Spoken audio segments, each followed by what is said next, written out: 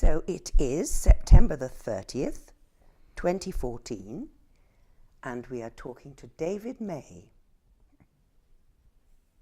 David, tell me when you first came to the village. I came here at the age of 2, having moved from Wonersh. That was 1941. And I left in 1952 when the whole family moved to Guildford. Can you give me your earliest memories of this village? It's difficult, but I suppose the earliest ones are during the war, number of things. And I know my sister will pick up with this, but we remember hearing the doodlebugs come over during the war, and 1 or 2 dropped really quite close. In the farm that we were staying, Old Manor Farm, we used to either be put down the cellar or we would be put underneath a very large oak table, and then waited for the doodlebugs to stop, and then hope they weren't anywhere near. About that time as well, I remember looking out of the top bedroom window and seeing, I presume, some home guard with rifles going up the road here, just behind us. They had sort of tin hats on, and they were obviously doing some sort of exercise. I don't think they were Germans, but at any rate, I remember seeing them. Other memories of the war, I suppose, I remember on the field above, up by High Clandon, we used to pick up and collect a lot of the silver tinsel that I presume the bombers threw out, and I can't quite remember whether we had radar at that stage, but I know that it was something that used to be thrown out to confuse people. On the ground you would find a lot of this silver tinsel stuff being thrown out. The other memories are probably a bit later than that, but that was sort of the first 3 years or so. What do you remember of the farmhouse? You lived at Old Manor Farm. We lived at Old Manor Farm, and initially we went in a door that was in the yard, but that went into a corridor, which my father took down the partitions and opened up the big fireplace that he found there. Found some old copper coffee machines, or metal coffee machines behind at the back, and 1 or 2 other things he found had been there for a long time. They had a big cellar, which is always damp, I think, and dark, where we used to go down into or be pushed into.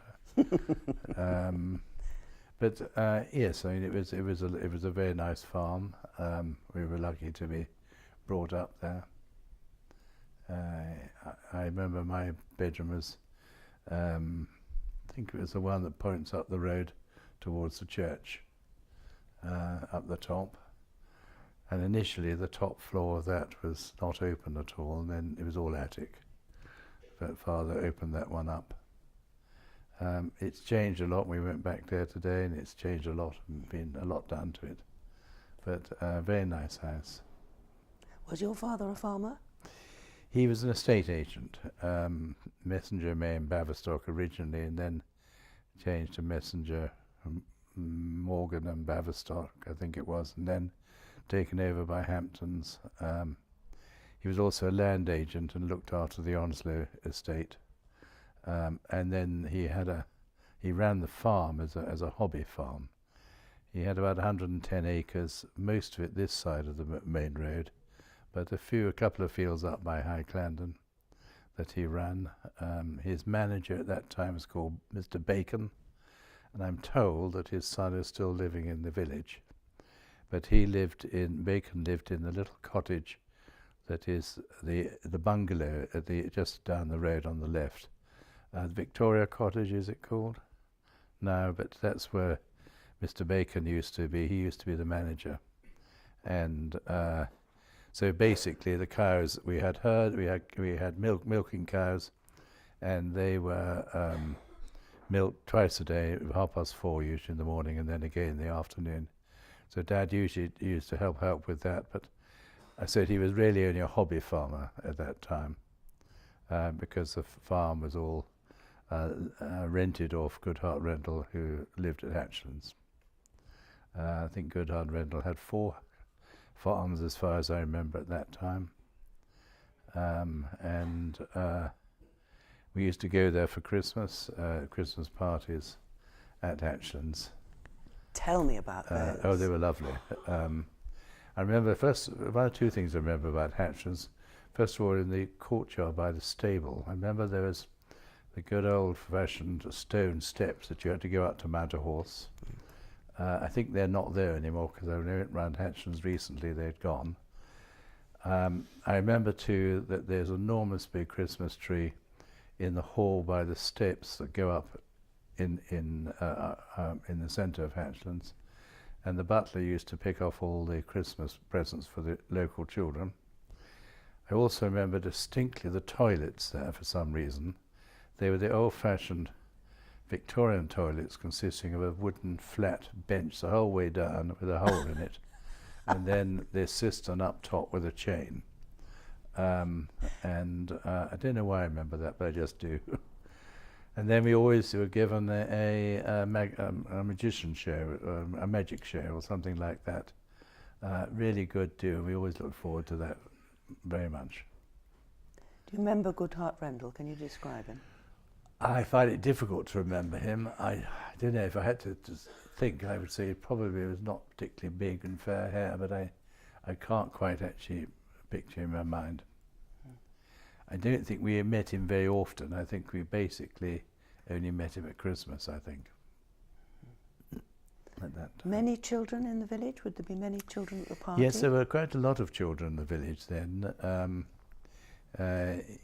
There was an orphanage just up the road here, and there were a lot of children around. At the bottom, just behind the old tithe barn, Miss Burling's had a sweet shop, which is now the old post office.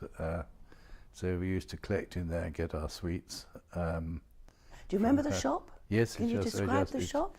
It was one of these typical ones. You went straight in through the front door, and behind Miss Burling were jars and jars and jars of all sorts of sweets, absolutely masses of them. Great big jars.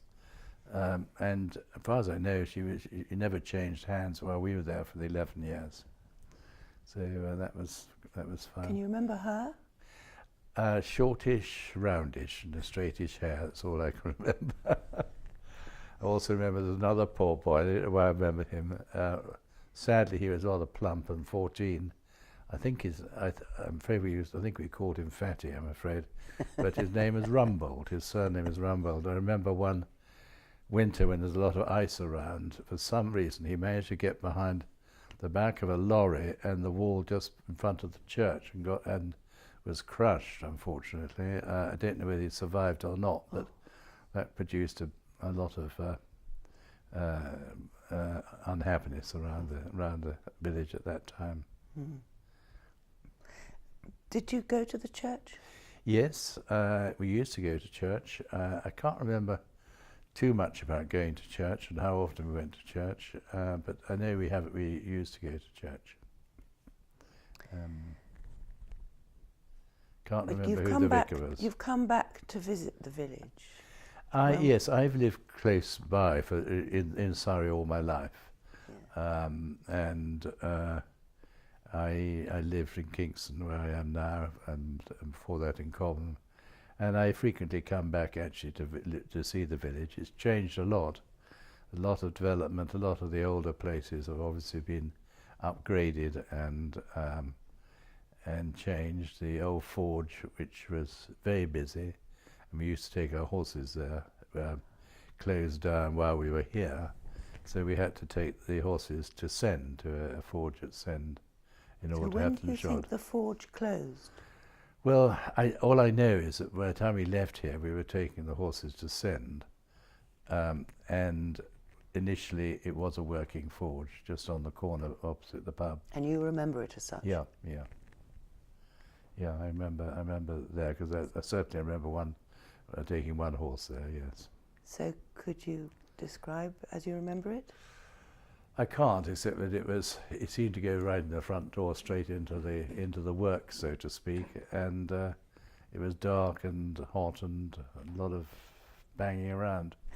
I think basically they must have put a wall in front of it, because you used to be able to have it go pretty well straight off the road into it. Mm. That's absolutely fascinating, David. Thank you so much. Okay, I think That's that's wonderful insights that we haven't had before. Thank you very much indeed. That's all right. Great pleasure.